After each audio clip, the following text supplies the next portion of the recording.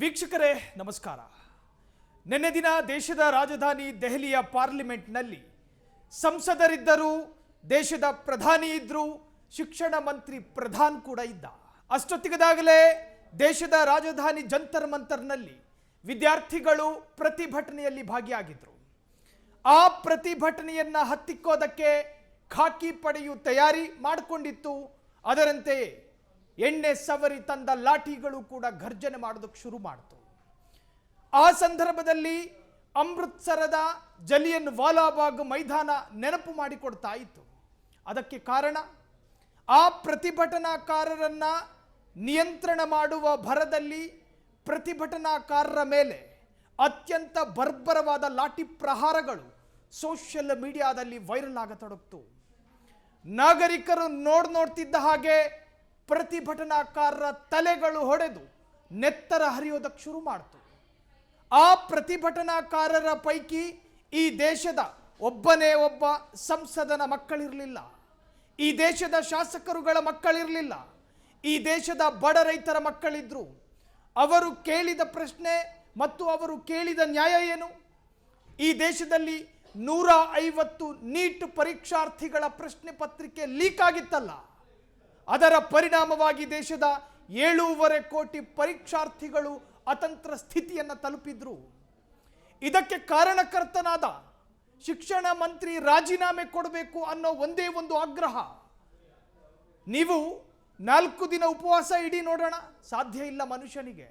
ಅಂತಹದ್ರಲ್ಲಿ 20 ದಿವಸಗಳ ಕಾಲ ಉಪವಾಸ ಸತ್ಯಾಗ್ರಹ ಮಾಡಿದ ಪ್ರತಿಭಟನಾಕಾರರ ಮೇಲೆ ಲಾಠಿ ಬೀಸ್ತೀರಿ ಅನ್ನುವುದಾದರೆ, ಪಾರ್ಲಿಮೆಂಟಿನಲ್ಲಿ ಕೂತ್ಕೊಂಡಿದ್ದ ಪ್ರತಿಯೊಬ್ಬ ಸಂಸದ, ದೇಶದ ಪ್ರಧಾನಿ, ಶಿಕ್ಷಣ ಮಂತ್ರಿ ಪ್ರಧಾನ್ ಕಾಫಿ ಕುಡಿಯುತ್ತಿರುವ ಹೊತ್ತಿಗೆ ಜಂತರ್ ಮಂತರ್ ಮೈದಾನದಿಂದ ಕಾಲ್ನಡಿಗ ಜಾಥಾ ಶುರು ಮಾಡಿದ್ದ ಪ್ರತಿಭಟನಾಕಾರರ ಮೇಲೆ ಕೈ ಕಾಲುಗಳಿಗೆ ಪೊಲೀಸರ ಲಾಠಿಗಳು ಬೀಳುತ್ತಾ ಇತ್ತು.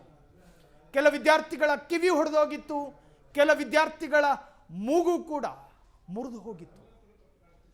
ಹೆಣ್ಣು ಮಕ್ಕಳ ವಸ್ತ್ರಗಳನ್ನು ಹಿಡಿದು ಎಳೆಯಲಾಗ್ತಾ ಇತ್ತು.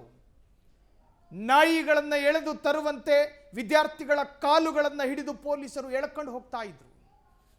ವಿದ್ಯಾರ್ಥಿಗಳನ್ನು ಕಂಟ್ರೋಲ್ ಮಾಡೋದಕ್ಕೆ ಬ್ಯಾರಿಕೇಡ್ ಸಾಲದೇ ಇದ್ದಾಗ ಬೇರೆ ಪ್ರದೇಶಗಳಿಂದಲೂ ಕೂಡ ಲಾರಿಗಳಲ್ಲಿ ಬ್ಯಾರಿಕೇಡ್ ತಂದು ವಿದ್ಯಾರ್ಥಿಗಳನ್ನು ತಡೆಯುವಂತಹ ಪ್ರಯತ್ನಗಳಾಯಿತು. ಅಶ್ರುವಾಯು ಪ್ರಯೋಗ ಮಾಡಲಾಯಿತು. ಅದಾದ ನಂತರ ನಿಯಂತ್ರಣಕ್ಕೆ ಬರದೇ ಇರತಕ್ಕಂತಹ ಪ್ರತಿಭಟನಾಕಾರರನ್ನ ಅತ್ಯಂತ ಭೀಕರವಾಗಿ ಲಾಠಿಯಲ್ಲಿ ಹೊಡೆದು ಅವರನ್ನ ವಶಕ್ಕೆ ಪಡೆಯಲಾಯಿತು.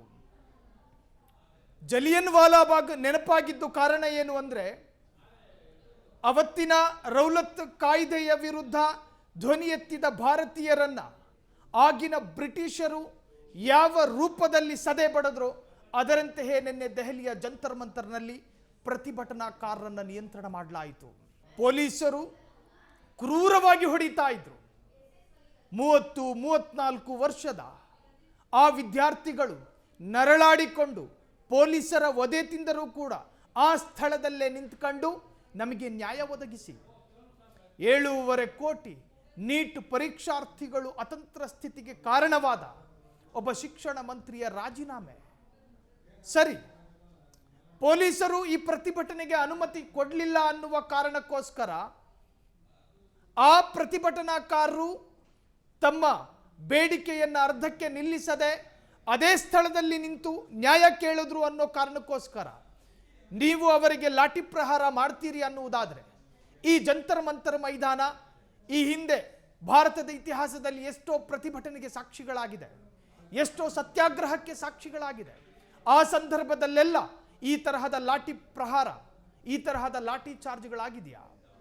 ಅಣ್ಣಾ ಹಜಾರೆ ಉಪವಾಸ ಸತ್ಯಾಗ್ರಹವನ್ನು ಕೂತ್ಕೊಂಡಿದ್ರು, ಸಾವಿರಾರು ಜನ ಸೇರಿದ್ರಲ್ಲ. ಆ ಸಂದರ್ಭದಲ್ಲಿ ಈ ತರಹದೊಂದು ಲಾಠಿ ಚಾರ್ಜ್ ನಡೆದಿತ್ತ?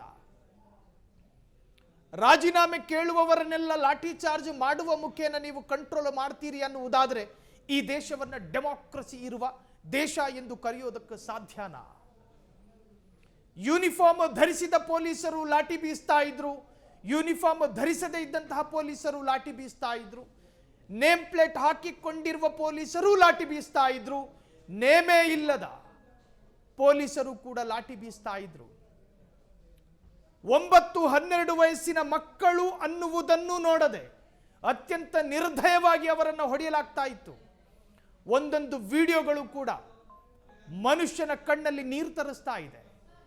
ತಂದೆಯ ಮುಂದೆ ಮಕ್ಕಳನ್ನ, ಮಕ್ಕಳ ಮುಂದೆ ತಂದೆಯನ್ನ ಬೇಡ ಬೇಡ ಅಂಥೇಳಿ ಬೇಡ್ಕೊಂಡ್ರು ಕೂಡ ಪೊಲೀಸರು ಲಾಠಿ ಬೀಸೋದನ್ನು ನಿಲ್ಲಿಸ್ತಾ ಇರಲಿಲ್ಲ.